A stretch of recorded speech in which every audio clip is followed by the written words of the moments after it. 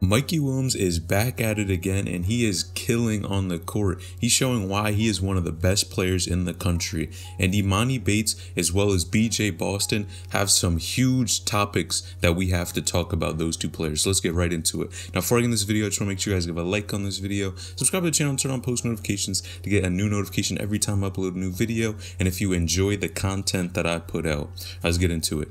Now, Mikey Williams, of course, he's been one of the most criticized players for sure. Being his age, the amount of popularity he has, everyone really expects a whole lot from him. They expect him to be perfect on the court and always really killing. Now, in the first place, when he came to Lake Norman Christian, which is that brand new school in Charlotte, he was not playing his best. He seemed like he was struggling to adjust to the brand new competition because, of course, the level of competition was a lot higher than it was at his previous school. But Mikey Williams is starting to fit in very well. Now, in his last two games, he actually dropped 34 points and 32 points, and he's shooting above 50% for all of those games and is now averaging 31.3 points per game in his past 3 games. Now, wow, that is a huge improvement, and it seems like 2021 is treating Mikey Williams very well.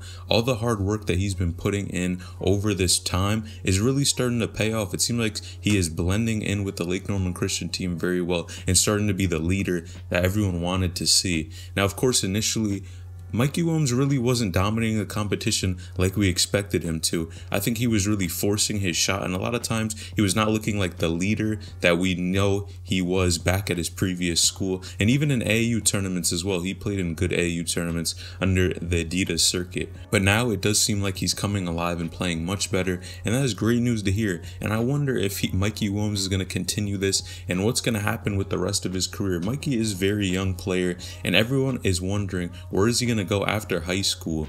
Now, by the time he does graduate, like I keep saying, I think he may be able to go straight to the NBA, but if not, I'm going to be honest here, I think Mikey Williams is one of those players that's probably going to more likely take a G League route.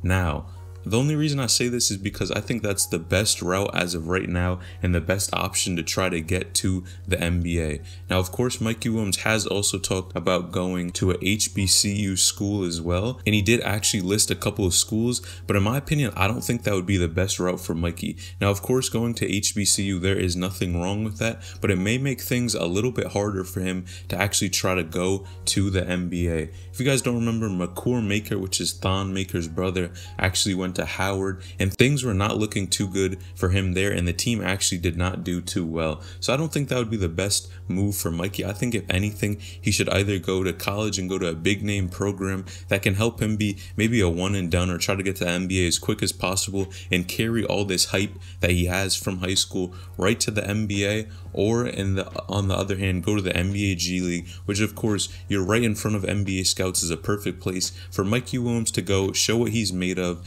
and play against some of the best competition in the country, and he's getting paid for it and can go back to school whenever he wants. I think it's a no-brainer, and that would also be an excellent choice. But whatever choice he does pick, I think Mikey Williams is going to be excellent at it. He's one of these players that can clearly adapt, and moving to a brand new school, he is showing why he is one of the best players in the country. Let me know if you think he's one of the best and which route he is going to take. Now, on the other hand, some recent videos have been going around about Emoni Bates and him working out, and I'm going to be honest here, he is looking very smooth. I think Emoni Bates is one of these players that stays low-key, stays to himself, gets in the gym, and just puts in that work. And like I keep saying, guys, I really enjoy players that are like this, because of course, players who do this, I think long term, they pan out a lot better than other players who are just in it for the fame and not really, and forgetting about the basketball. Now, Emoni Bates is one of these players who I think he is one of the best in the country, if not the best player in high school basketball.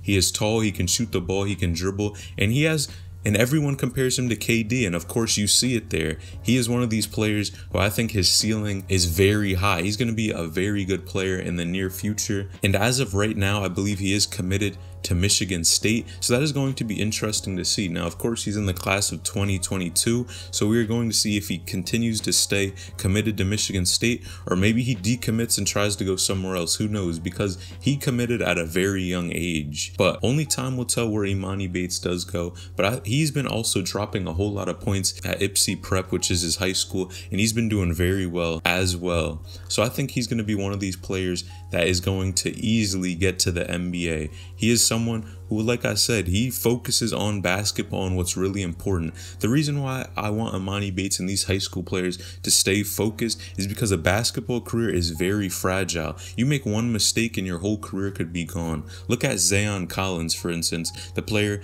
that was committed to UNLV. He got into a car accident and a person died in the car accident, and the school actually revoked his scholarship. That one mistake impacted his basketball career, and not only his basketball career, but his entire life. And now he has to deal with that situation for the rest of his life. Now, I'm not saying he could never be a basketball player again, but look at the obstacle now he has to go through to try to get to that level. It's much harder, and I think Emoni Bates realizes that focusing and honing in on his skills and his talent now is going to pay off sevenfold in the future. So shout out to Emoni Bates, man, and hopefully he can make it out and be one of the great players that gets to the NBA. Now, lastly, BJ Bostson. Of course, I had hyped up this game before when BJ Bostson was going head-to-head against Sharife Cooper, and they were actually old teammates back on the EYBL circuit, which is Nike's AAU team, and they went head-to-head, Auburn against Kentucky. Auburn is the team Sharife plays for, Sharife Cooper, and BJ Bostson plays for Kentucky, and things did not go too well for BJ Bostson. Now, BJ Bostson had 5 points that game, while Sharife Cooper had 11 points. Now, this was kind of disappointing because we expected a lot more from BJ Bostson. Now, he is one of the best players in the country, and we just wanted to see a little bit more from him. A lot of people have been pointing towards his inconsistencies as a player, and that's why they don't think he is going to be a one and done. Now, NBA writer even said this: he is ready to call off Brandon Bostson being an NBA draft prospect for 2021. He says he's not giving up on him as a player, but doesn't view him as a 2021 guy for now. Now, of course, they're saying that Brandon Bostson may not be ready for the NBA and being a one and done player. Now, that's sad to hear because of all the preparation, all the time he has put into his game, but a lot of people are pointing that he is inconsistent on the court. And being consistent is one of the most important things you can do to increase your draft prospect, show your worth, and show why you are one of the best players in the country. Now, BJ Bostson, I think, in my opinion, is a great player and he has a whole lot of talent, but of course it's going to take time for him to get in that spot where he is consistent and can keep getting buckets and showing what he's made of on the court. Now, he is only a freshman, but of course, when you're at Kentucky and programs like this, they expect a whole lot from you. They expect freshmen to come in and lead the country and dominate teams. And clearly, this is not happening with this Kentucky team. Hopefully, BJ Bostson can turn it around and show what he's made of, but only time will tell for sure. Now, guys, comment down below. Do you think Mikey Williams is going to go straight to the NBA? Do you think he's going to go to HBCU or the G League? Let me know. As well as Emoni Bates, where do you think he's going to go? As of right now, he is committed to Michigan, but who knows? He still has time to decide where he's going to go. And lastly, BJ Bostson, do you think he's going to be a one and done? Let me know in the comments down below. Make sure you like this video, subscribe to the channel, and turn on post notifications to get a new notification every time I upload a new video. So, I'll let you know.